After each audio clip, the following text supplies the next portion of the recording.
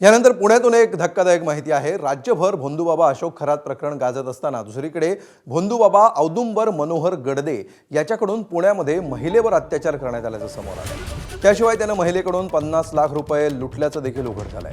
अंगामध्ये दैवी शक्ती असल्याचं सांगत या भोंदूबाबानं विवाहित महिलेवर लैंगिक अत्याचार केला। त्याच्या विरोधात स्वारगेट पोलीस ठाण्यामध्ये गुन्हा दाखल झालाय। फरार झालेल्या या गडदे नावाच्या भोंदूबाबाचा शोध सुरू आहे। कौटुंबिक वादामुळे ही महिला पतीपासून वेगळी राहत होती। या परिस्थितीचा गैरफायदा घेत या भोंदूबाबानं महिलेला भूलथापा देत तिची फसवणूक केली। देवऋषी असल्याचं सांगत स्वारगेट परिसरातल्या लॉजवर नेऊन तिच्यावर लैंगिक अत्याचार केले। त्यानंतर माणगावमध्ये नेऊन पुन्हा या महिलेवर लैंगिक अत्याचार केले असं तक्रारीत म्हटलंय।